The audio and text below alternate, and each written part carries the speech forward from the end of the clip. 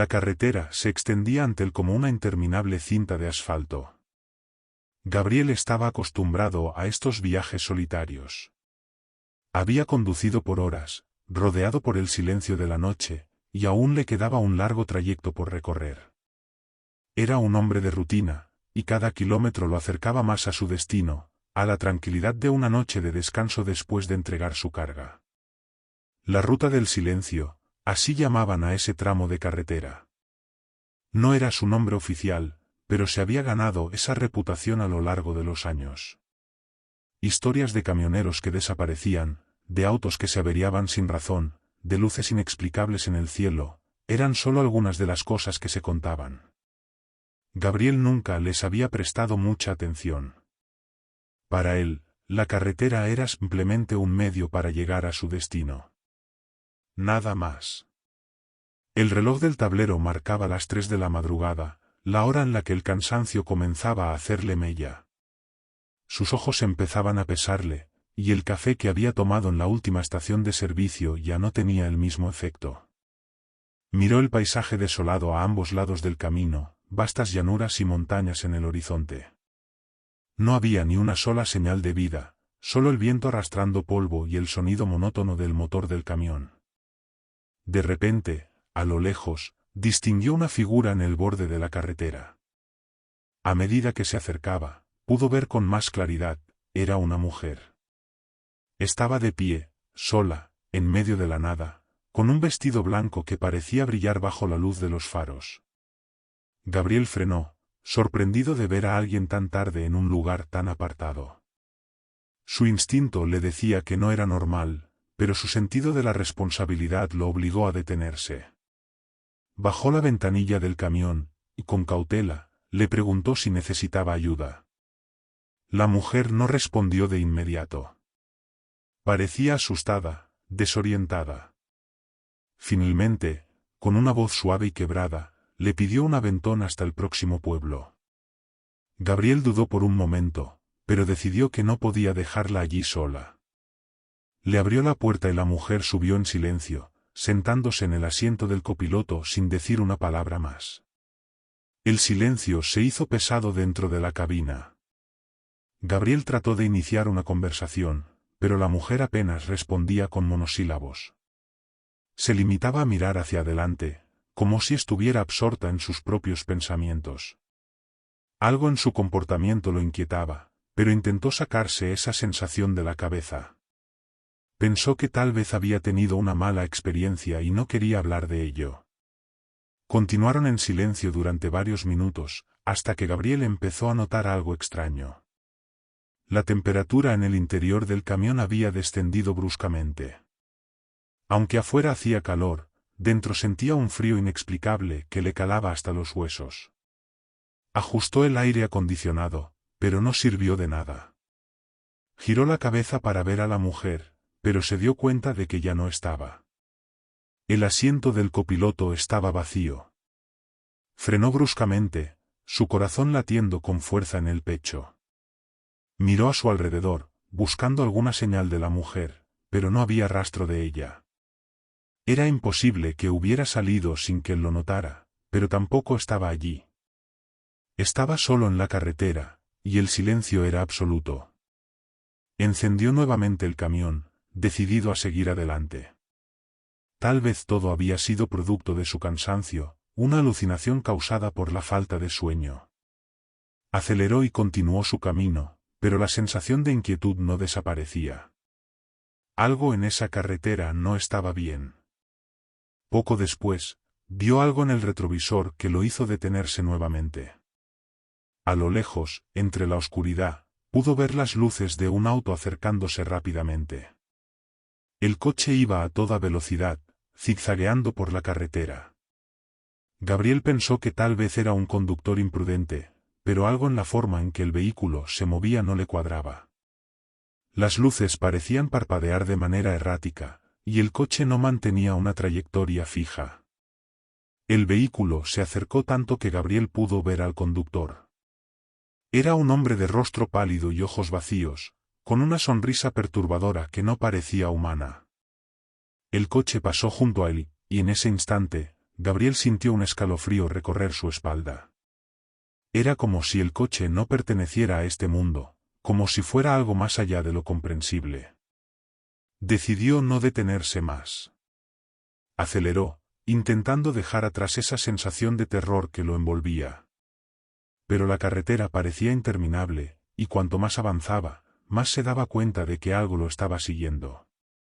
En el espejo retrovisor, veía sombras que no deberían estar ahí, figuras oscuras que se desvanecían en cuanto las miraba directamente. El tiempo comenzó a distorsionarse. Gabriel no sabía cuánto llevaba conduciendo. Las señales de la carretera pasaban una y otra vez, como si estuviera atrapado en un bucle. El paisaje no cambiaba, y la desesperación empezaba a apoderarse de él. Intentó llamar a alguien, pero su teléfono no tenía señal. La única compañía que tenía era el rugido del motor y las sombras que parecían acecharlo desde la oscuridad. Finalmente, vio una luz a lo lejos. Era un pequeño pueblo, su salvación. Aceleró hacia él, con la esperanza de que todo lo que había visto quedara atrás. Pero cuando llegó al lugar, se dio cuenta de que estaba completamente desierto. No había ninguna persona en las calles, y las casas parecían abandonadas desde hacía años. Gabriel detuvo el camión y salió, desesperado por encontrar a alguien que pudiera ayudarlo. Caminó por las calles vacías, pero no encontró a nadie. Todo estaba en silencio, un silencio sepulcral que lo envolvía. Fue entonces cuando escuchó una voz. Era la misma voz de la mujer que había recogido en la carretera. Venía desde una de las casas. Gabriel corrió hacia allí, empujando la puerta, y lo que encontró dentro lo dejó helado. En el centro de la sala, había una fotografía antigua enmarcada en la pared. Era la imagen de la mujer que había recogido, pero lo más perturbador era la fecha de la foto. Tenía más de 50 años. El aire en la habitación se volvió denso, y Gabriel sintió que le faltaba el aire. Intentó salir corriendo, pero algo lo detuvo. La misma sensación de frío que había sentido en el camión lo envolvió de nuevo. Se dio la vuelta. Allí, en el umbral de la puerta, estaba la mujer, mirándolo fijamente con esa expresión vacía. Gabriel no pudo moverse. Todo su cuerpo estaba paralizado por el terror. La mujer dio un paso hacia él, luego otro, hasta que estuvo a solo unos centímetros de su rostro. Con una voz suave, casi susurrante, le dijo: «Nunca debiste haber parado». Y, en ese momento, todo se desvaneció. El pueblo, la mujer, la carretera. Gabriel se encontró de vuelta en su camión, detenido en medio de la carretera, justo donde había visto a la mujer por primera vez. El reloj del tablero seguía marcando las 3 de la madrugada, como si no hubiera pasado el tiempo. Sin pensarlo 2 veces, Gabriel arrancó el camión y se alejó de ese lugar maldito. No volvió a mirar atrás. Sabía que la ruta del silencio era más que una leyenda. Y aunque nunca lo contaría a nadie, en lo más profundo de su ser sabía que algo, o alguien, lo había dejado ir, pero que podría no tener la misma suerte la próxima vez.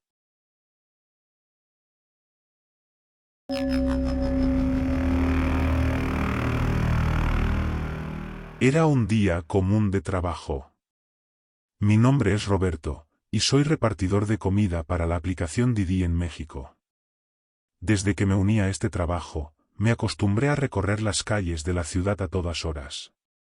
Al principio pensaba que el tráfico me haría odiar este trabajo, pero pronto me di cuenta de que, en la madrugada, la ciudad se transforma en un lugar silencioso y tranquilo.